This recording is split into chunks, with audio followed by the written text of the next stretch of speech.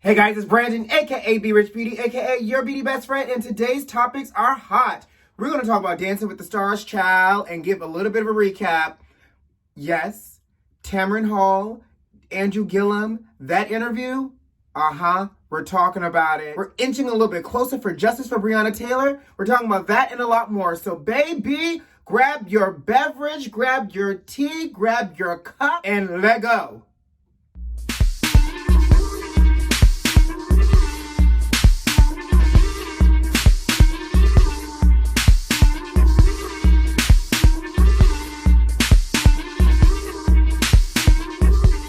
Alright, so do y'all watch Dancing with the Stars? I don't. Don't get me wrong. Actually, yes, I don't. But I did have, fluke seasons. So like when Patty was on there, I watched it when Patty was on. I think Miss G, Auntie Gladys did it one season. I watched it until she got kicked off. So I watch if there's somebody in particular that I want to see on the season. Luckily, there's nobody in particular that I really want to see on this season of Dancing with the Stars with Tyra Banks, but there are some notables. So I thought it'd be really interesting to talk about. One, Tyra Banks coming out in this child. Y'all see this outfit? I swear, I don't know if it's a combination of Tyra or the styling, but sometimes Tyra just looks a mess. And in this outfit, I feel like her name should be Conchita or somebody. But the outfit is just crazy, y'all. It's like a bad quinceañera outfit. Like, it looks like she should be like the matador with an olé. Like, the outfit is just trash. But apparently red was the color for the night because Nelly, his first performance with his partner, he was in an all red outfit looking like a big black stick of big red gum. And I don't understand cinnamon gum, by the way. I don't understand why it exists. Who wants their breath to smell like hot cinnamon? Because if you think about gum, right? I know this is a tangent, but if you think about gum, right? Gum is meant to freshen your breath. So if I just had tuna fish, I may want winter mint or peppermint or winter green or something that's wintry to kind of cancel out the smell of the hot fish in my mouth. But I just don't understand why if I was eating a tuna fish sandwich, I want to pop a big piece of big red cinnamon hot gum in my mouth so that way my mouth can feel like a hot cinnamon tuna fish sandwich. Anyways, sorry, I don't like cinnamon gum. I just felt like I needed to share that with you all. But let's go back to Nelly. So Nelly comes out on a bike with dancing to his song, Ride With Me. But now, here's the thing. Is a salsa? Okay, Nelly. I will say Nelly is aging well, baby. His shape and physique, that big red stick of gum of a costume really made his body look good. So I'll give Nelly that. Next up, if we wasn't watching this for nothing else, we was watching it for the husband killer, allegedly, Carole Baskin. Baby, that cool cat and kitten and tiger, lion and bear, oh my, that broad came out with her tiger stripe outfit on. I really wonder if her partner feels some kind of way. Is he afraid for his life? Did he feel awkward that he had to do a tiger routine and had to look like a sideshow from Siegfried and Roy? I don't know. But the get you gotcha is bump Carole and her dancing, honey, because I can give two cents about that. Let me grab the tea. The shade is Don Lewis, her first husband, the one that went missing that she fed him to the tigers to, allegedly. Family, his daughters and his ex-assistant filmed a commercial, and they played the commercial during Dancing with the Stars, asking people that may have any information about the disappearance of their father to call a hotline, that there's a $100,000 reward. And the shade was, the lawyer was like, if you know any information about the disappearance or anything regarding Carole Baskin, let us know. And it's so good. I actually am going to insert the little commercial right here. I shaved it down some, but just go ahead and watch this good old tea. Don Lewis mysteriously disappeared in 1997. His family deserves answers. They deserve justice. Do you know who did this or if Carol Baskin was involved? A $100,000 reward has been funded. You can call the tip line at 646-450-6530. Or call our office at 800-LITIGATE. Thank you. Baby, if that's not a whole new level of pettiness, I don't know what is. I aspire to be that petty one day. I really, really do. All right, next up, we got to talk about it because it is a really defining moment. So Florida politician Andrew Gillum, who ran to be governor for the state of Florida and lost to the current governor, Ron DeSantis, child, and I still think that was rigged because Andrew lost by a half a point. Right, exactly. I digress. Andrew did an interview with Tamron Hall yesterday for her season premiere. Andrew and his wife, RJ, right? So in this interview, obviously this interview is big because back in March, Andrew was caught in a compromising position, child. He was in Miami because he lives in North Florida. He doesn't even live in South Florida. He was in Miami attending a wedding, got really, really drunk, went to a hotel to meet his friend, and in the process of him being in the hotel room, Andrew passed out. The friend had a drug overdose, and there was a third person in the hotel room who was like a 56-year-old person. So now let's rewind just a little bit and put this into perspective. Andrew, the 41-year-old black married man that also has a family, right? A family of 2 or 3, I think, comes down to Miami for a wedding. He meets up with his friend, a 30-year-old male gay prostitute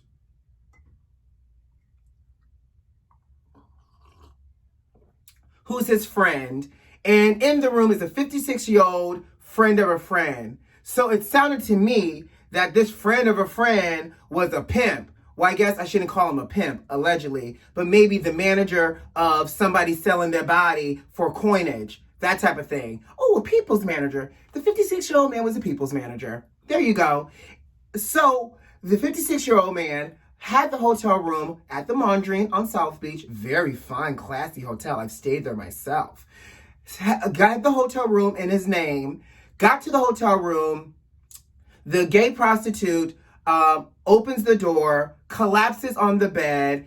The 56-year-old man calls the cops for the alleged drug overdose. The cops come. The 56-year-old man and Andrew Gillum are too inebriated to really give the police what's happening. They find methamphetamine in the room. Apparently the boy was doing drugs, child. Andrew was not doing drugs, but Andrew, according to the picture, which if you Google, you'll find the picture. I think the picture is completely disrespectful because obviously Andrew was unconscious on his side, laying next to his own vomit on a towel, who could not give consent for being photographed. And I think that's a huge issue. Anyways, so with that being said, let's talk about this and unpack this. Because this blew up so big, this completely torpedoed Andrew's career. Because even though Andrew lost the governor's race, Andrew was, the talks where he could potentially be a vice president candidate. Andrew had other career political things. He was a commentator for CNN. So, there was a silver lining after the storm with Andrew not winning the governor's race. But here's where I think it gets real shady, right? So obviously Andrew is found in this compromising position. People are like, oh my God, what is he doing there? Blah, blah, blah, blah. Let me tell you something. This story did not add up to me from the beginning. And let me tell you why. This story had too many variables for it to make sense to be a straight man story. And I'm not saying that a straight man can't have gay friends, because I have tons of straight friends that are male. But what happened did not make sense. Like Stevie Wonder could see it did not make sense. Ray Charles' grandmother, who may or may not have been blind, but because she was related to Ray Charles, probably could also see that this did not make sense. However, Andrew pushed through, went to rehab, said he was not addicted to drugs, but was suffering from alcoholism and depression as a result. I had to do my makeup. As a result of not winning the governor election and all the feelings that went through him being a loser in this regard, right? Because this man is not a loser, but he lost the race. Here's where the story gets fun. So obviously Andrew is on Tamron Hall. His wife shows up as well with him. A nice little united front. Tamron's asking questions. And so Andrew says to Tamron, you know, I'm sure people will think they know what happened in the room and assume that they know. And he basically goes on to say, you know, I showed up to that room in the same way that anybody would show up to a room to visit someone who's a friend or in a relationship with. Exactly. You know, you're asking questions which you have not asked. People are assuming that they know. They're thinking I'm gay. I'm not gay. I'm bisexual. Sir, while this echoed through the internet and around the nation, and it's been trending, you being bisexual is the same thing as me saying is water wet. Okay? You may not have been gay, but I knew just by seeing what happened in that hotel room that there was something else happening that you weren't talking about. And again, that's why I go back to say, oh, I'm so shocked. Blink, blink, blink. You're bisexual? Blink, blink, blink. Honey, is water wet? And is the sky blue on most days? Here's where I want to unpack with you all, beauty besties. And because, you know what? I believe in talking about this because as a society, I think these are the issues, especially being a part of being part of the Black community, me being part of the LGBTQ community. I think these are the questions, these are the conversations people don't like to have, right? So let's look at it. Andrew presents himself as a heterosexual man with children, family, and a career. Said Andrew, now it's revealed he's bisexual. Now people are all up in arms of like, oh my God, is he gonna stay married to his wife? I can't believe it, this, and that. First of all, we as a culture, and I'm going to say an American culture right now, we have such a double standard for things. And I say that because a man can find out that his girlfriend, wife, whatever, has dipped and played around in the lady pond, and people find it okay. People love to see girl-on-girl action. And he would still marry her and be like, oh yeah, my wife has had experiences, or my wife might be bisexual. People would still marry her, and you and your circle group may even know, and everybody's okay with it. Let a Black man come out with saying, I'm bisexual, there seems to be no space for them to sit in that bisexuality.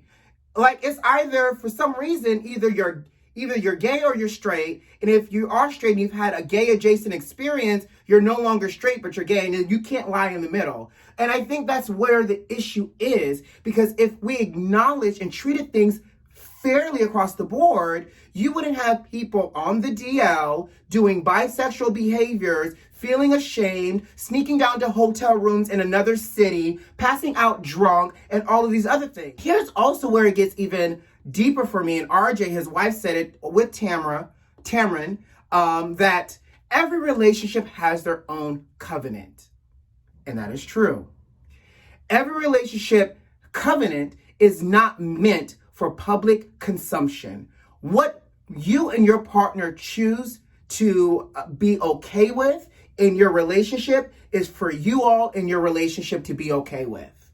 And her issue, RJ's issue, was I was not prepared for my covenant to be shared with everybody else. Because let's also keep it real and real cute. While we like to cast judgment, there's a lot of people in relationships that are in relationships for just to be in a relationship, that's sitting in a relationship in a house unhappy child. Sitting in a relationship because somebody bought them a coat or a meal or a boat or whatever. So let's talk about relationships and making sure that we're not throwing stones at these people's home. I thought it was quite brave, honestly, that Andrew and his wife staying by her side, you gotta love Black women, they will ride or die, staying by his side to do this interview. Because here's the other piece. Why do we feel like we need to hear him talk about it? This is this man's life. And I get it. When you sign up to have a public platform and to be in front of the masses, you sign up to share a piece of yourself for the public. But why do we feel entitled to have to sit here and hear this man come up off his story about his alcoholism, coming up off his story to have to admit out loud that he's a bisexual man, to have his wife sit in that moment to hear him talk about his extracurricular activities? Why? Now, don't get me wrong, it makes for great television, because, baby, who had their teacup ready? Me? But let's talk about it. Why do we feel so compelled? So I applaud Andrew Gillum. I applaud his wife.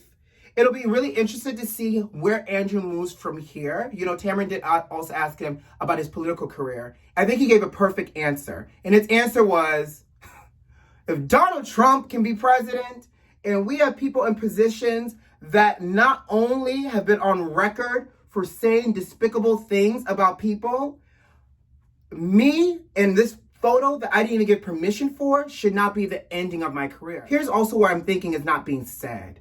The difference between Donald Trump and those other people versus Andrew, though, is the color of their skin.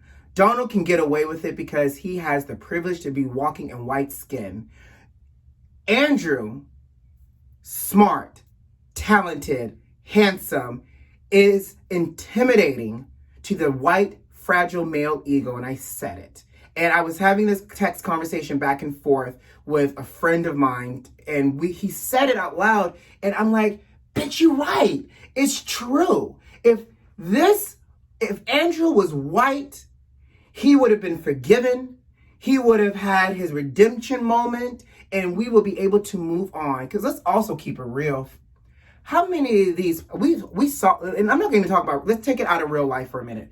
Let's talk about scandal. How many times did we see Liv having to fix one of these white politician lives because they ended up in some book of prostitutes in some compromising position? Listen, hell, the vice president husband was gay, right? So if he was white, we would not be going so up in arms. So because I got to move on, y'all. I got to go to work. But as I wrap this part up, let's really think about how we feel entitled to certain things and why. But at the end of the day, live your best life, Andrew Gillum. I'm sure now you can freely have those, social dating apps on your phone. And now you can have both options on, male and female, and people can swipe right for you all day. Cheers, Andrew. Darlings, do you guys watch Dear White People on Netflix? I do, and I'm so sad. So this will be the 4th and final season for Dear White People, and one of the cast members, Jeremy Tardy, tweeted that he would not be joining the last season. So Jeremy plays the character of Rashad Baker on the show, and he basically said, I'm not coming back because basically Netflix and Lionsgate, they're racist. And he went on to say that during the contract negotiations, he went to counter, and Netflix basically said, this is the final and best offer you gonna get. And when he spoke to some of his white counterparts, he said they were true allies, and they said that we got the same offer, but we countered and we were able to negotiate. He was simply asking for negotiation. Netflix said, nah, bruh.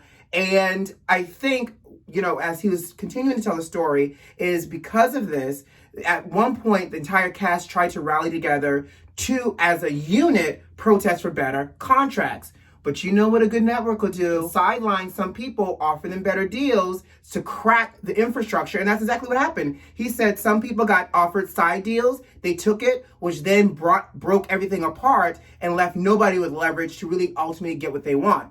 A la Girlfriends. Because if y'all remember back in the day, Girlfriends were trying to get a better contract. They banded together, and again, people got sidelined, which left Jill Marie, who played Tony Childs on the show, alone. And by the time she realized she was by herself, honey, they had decided to replace her with a goop and a gag and introduce Monica to us. Ciao. I hate to see his character go. I like how all the characters play well together on Dear White People. And if you've never seen Dear White People, it's a really good show. You should check it out. Okay? All right, y'all. So before I get out of here, ooh. You know what they say, honey? What happens when your palm is itching? Money, money, money, money. money. Yes. So they just announced breaking news, that the family of Breonna Taylor is settling their lawsuit with the Louisville Police Department in Kentucky for the wrongful death suit for Breonna Taylor. Now, the police department is saying they're going to release the details of the substantial financial settlement and the police reform that's coming along with this lawsuit. Now, baby, my hand is itching. Everybody's in that family hand is probably itching. And if this is not set up for generational wealth, I don't know what is. Now, don't get me wrong. They still need to arrest the cops that killed Breonna Taylor. Hello, Mr. Attorney General. Congratulations for this small but big victory for the family of Breonna Taylor. I can't wait to hear how much coinage they're going to get, child. I might need to do my 21andMe and see if I'm related to them. All right, guys, I got to go. I hope you enjoyed the rest of your day. You know what to do. Subscribe to the channel. If you're subscribed, thanks. If you're not, make sure you subscribe to that channel and share this video with a friend. Like this video if you like this video and leave me a comment. I love you lots. Take care of yourself and I'll see you tomorrow. Bye, guys.